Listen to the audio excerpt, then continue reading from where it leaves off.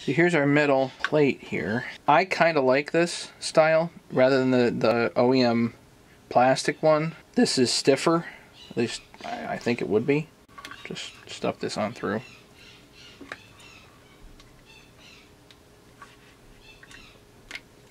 The downside to the metal is if something's sharp on it, you can puncture the rubber, and you don't want to do that.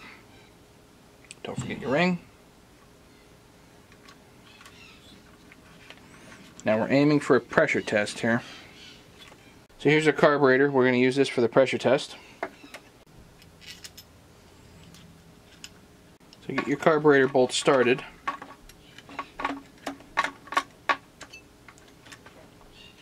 And then what you do is you take a piece of rubber, heavy rubber, from an old inner tube or something.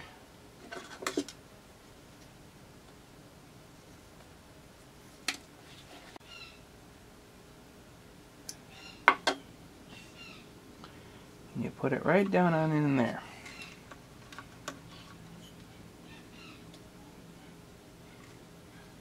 So as to cover the hole. Make sure the rubber's on center and tighten the bolts down. There you have it.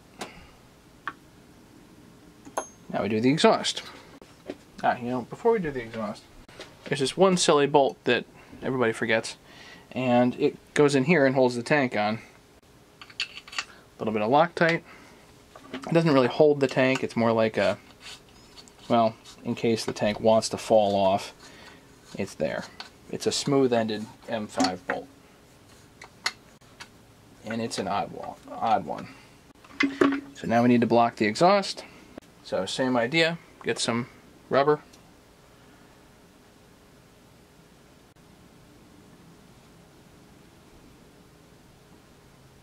Yeah. So you can actually use the muffler for this. I use a couple of really short bolts just for ease here.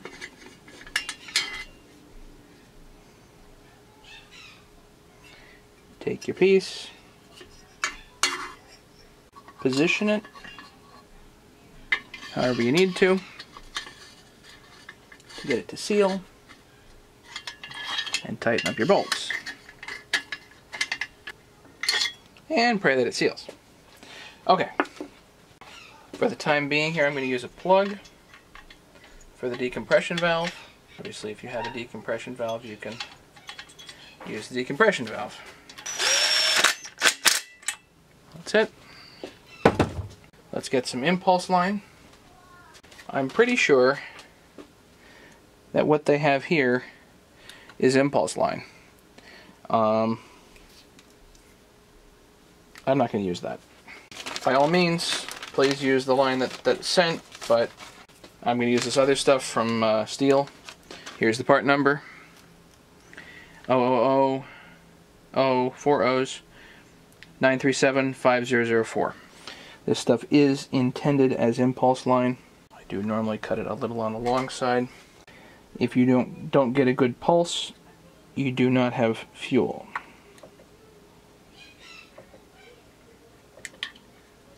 Hemostats are an ideal tool for that job.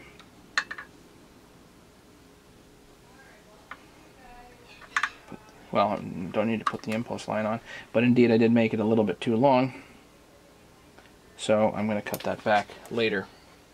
But no harm in leaving it long now, because I'm going to use it to pressurize the crank. Okay, in, out, plugged, plug. Now I just need the spark plug. I'm not going to use the one provided. I'm going to use my own NGK here.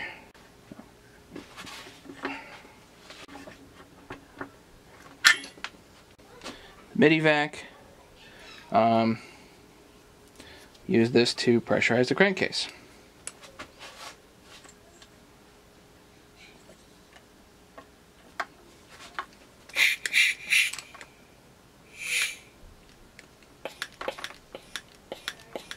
So I'm basically not developing any pressure at all, which means there's probably a huge leak somewhere.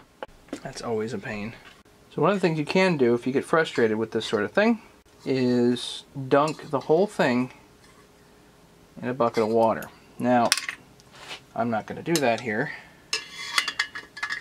because I actually forgot that there is one more spot that is the source of a major leak, and it's not intuitive. It's right here, the oiler bolts. Those bolt holes are a major source of leaks, and they need to be temporarily plugged. A couple of short M5 bolts will work, or you can put the oiler down, but it's easier to see if there's a leak on this side if you don't have the oiler in here. Let's try it now.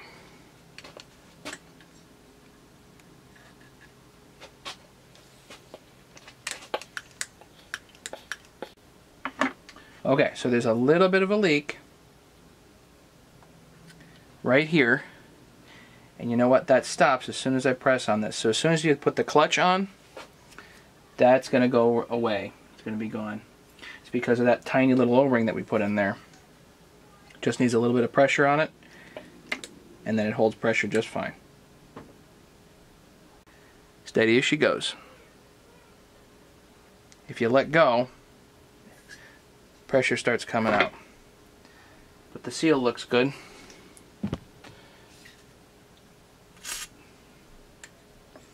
As long as this seal around here is good, not leaking, you're alright.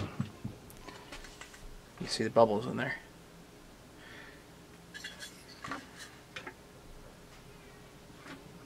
Again, as soon as you tighten up that O-ring, that disappears.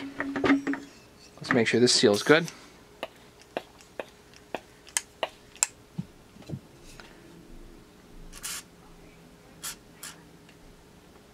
Yes, I know you can use Windex for this.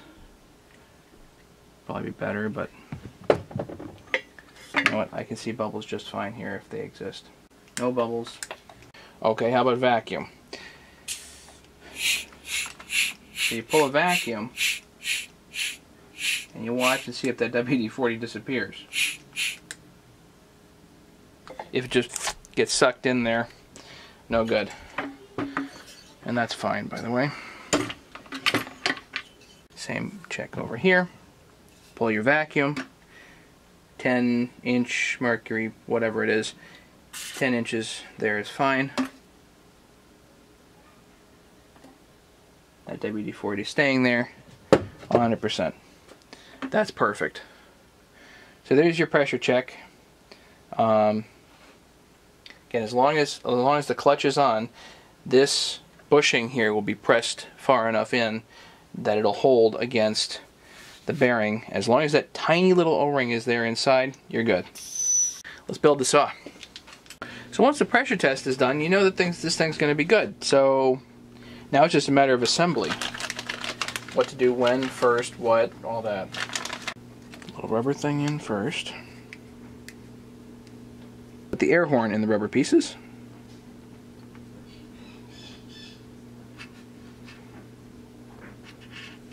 Gently. Those things have a tendency to break. Carburetor, I'm not even going to open it. Let's hope that it works right off the bat. I like a little bit of blue Loctite on the end of my carburetor bolts. 2 bolts through. 3mm head on the carburetor bolts. I think they're actually M4. Hand tight. 1, 2. Gas line goes in here. Impulse line goes in here. My impulse line is a little bit long.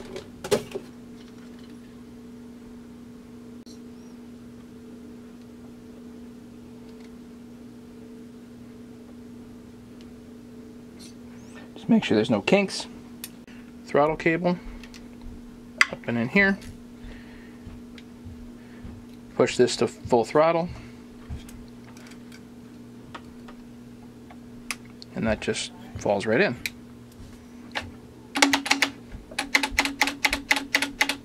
There you go. The carburetor screws Should be one out each.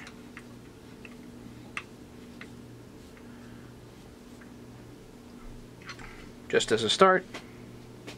Usually I turn the idle up just a little bit, and I'll bring it back down later. Let's work on stuff on this particular side of the saw.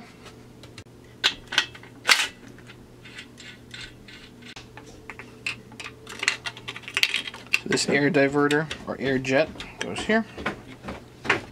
It does seem like they sent all kinds of random screws with this. I guess you could use a super short one. What are those, like 8mm long? A little bit of blue Loctite.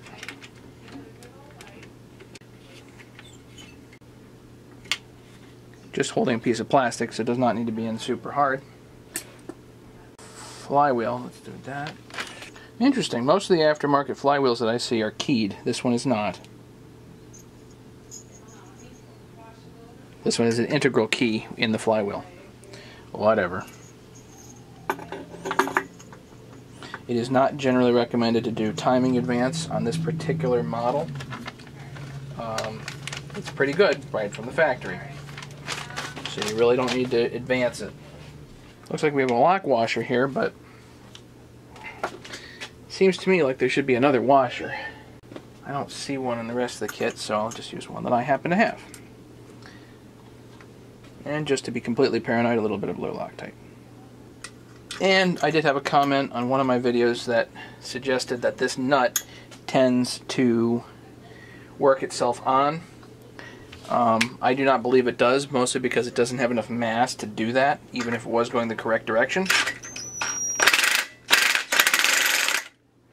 So my intention here is not to tighten it fully with the impact. I will do that with the torque wrench. Now you're wondering, why is it not turning over? Probably because of the screw I put in on the oiler on the other side. Gotta pull those out right now.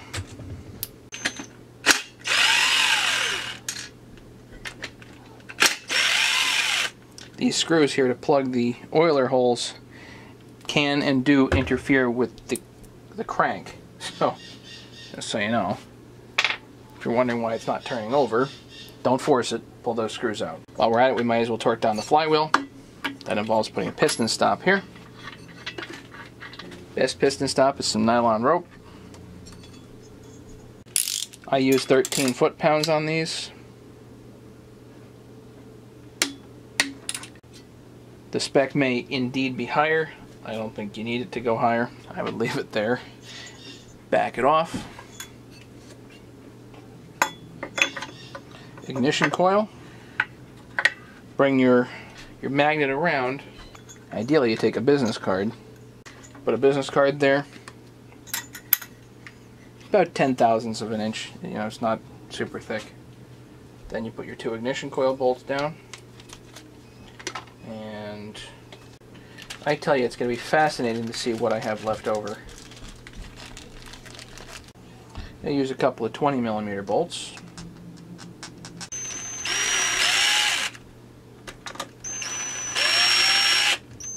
You do the final tighten by hand.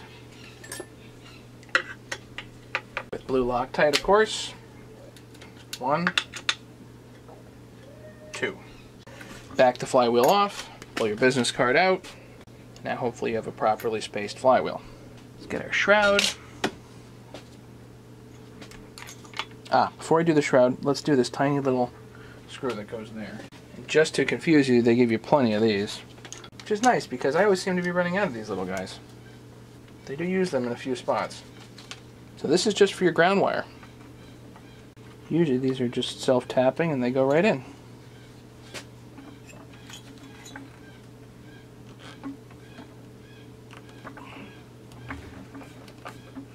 There we go.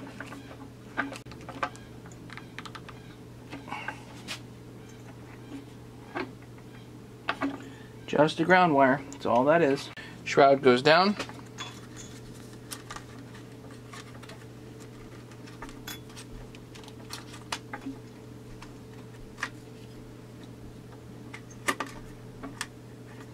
It's not particularly easy to do this without breaking the shroud, by the way, but the ignition wire goes in there. Then you have to feed it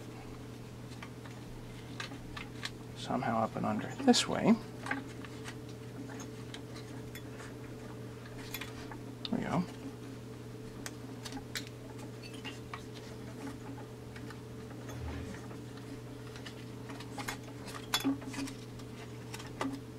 Click, goes over, up and over there.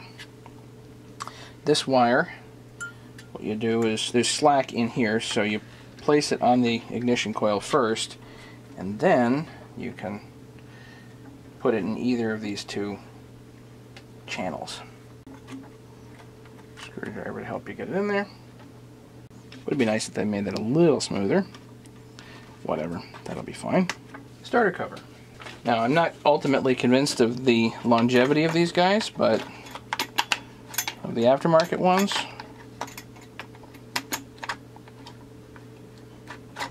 but you can essentially put this on now. Let's wait to finish that off until we actually have the chain brake lever on. Next thing I want to do, let's get the cap on here. That way nothing gets in there. And you know what? Let's put the cap on here too, but it looks like there's a little bit of corrosion in here, so I want to take the Dremel to that. Good. Shines that right up. Now we can get oil cap on there too.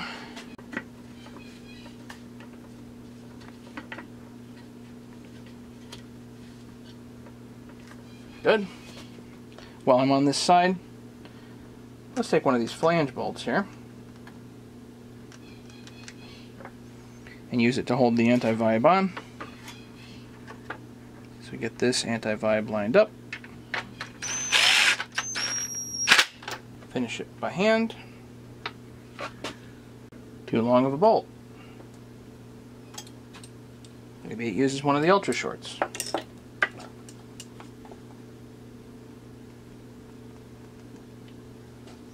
Which wouldn't make any sense at all, but whatever.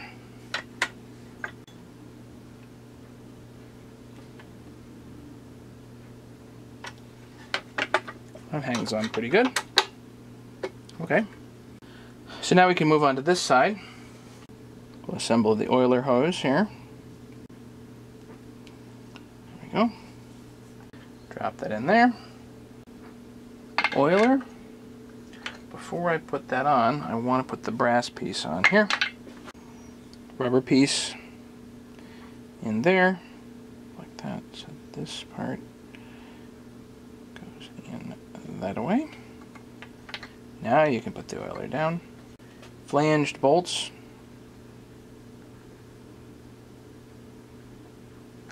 Definitely need Loctite. Again, they go through to the crankcase.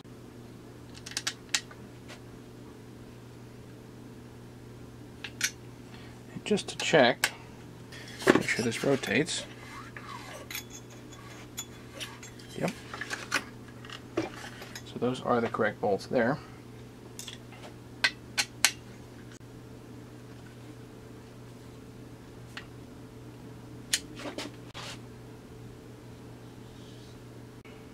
Like that. Just doesn't look like it quite goes.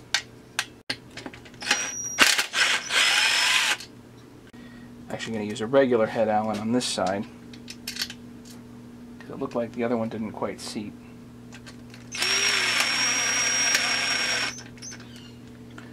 Yep.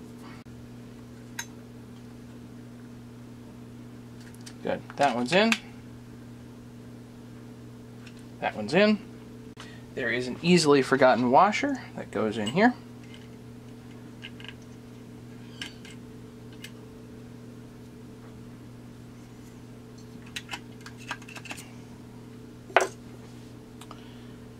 There's also an easily forgotten little rubber piece.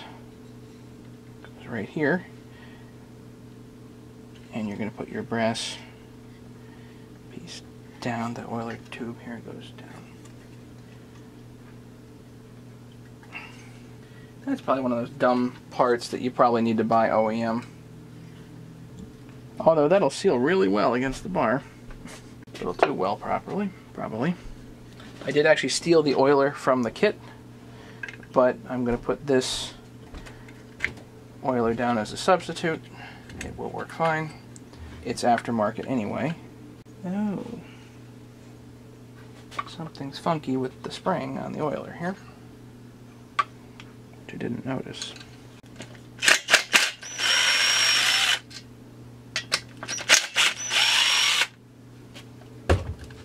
The spring on the oiler here is not quite right.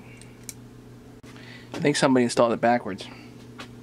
In case anyone's spring is having issues, that's how it's supposed to look, I think. Put the oiler back down.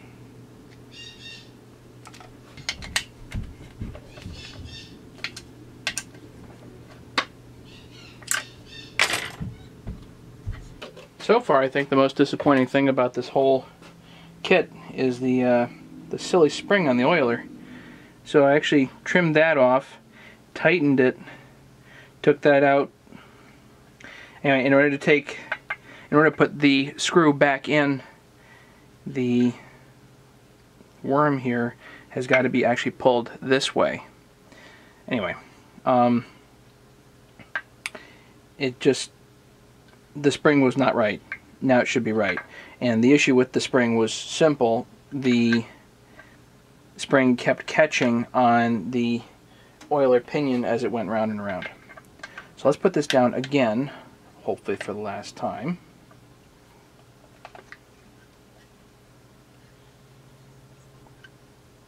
It's just a little too big.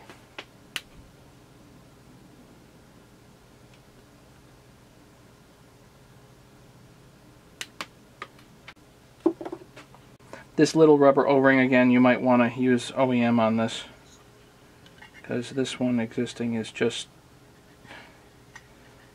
a little too chubby. I trimmed it down just now. Let's see if that helps. Oiler pinion. Make sure the washer is down also. That is important. And make sure the oiler pinion doesn't catch on anything, in particular the spring on the oiler itself. Clutch on.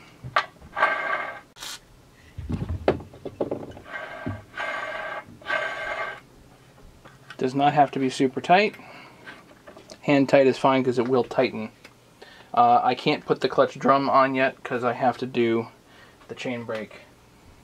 There's a tiny pin, kind of assuming that it goes here. Right in this slot. So we're going to hold on to that for the moment because we actually have to attach this.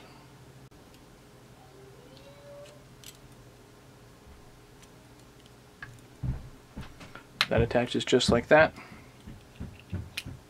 Again, it's kind of like putting a windshield wiper on. There. Another one of these tiny, almost wood-looking screws here. It does go in there, but it doesn't look like it wants to go. The hole is a little too small, so I'm going to drill that out just a little bit. 7/64 bit.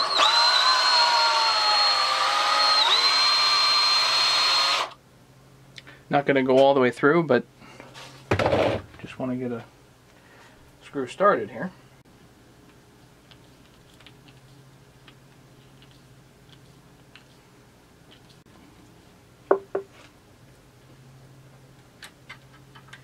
Pin goes in there, and this whole apparatus seats.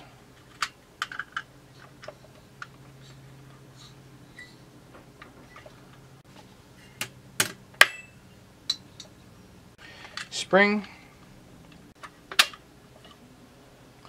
Now this spring, if you can get it by hand, you're a better man than I am. Grease.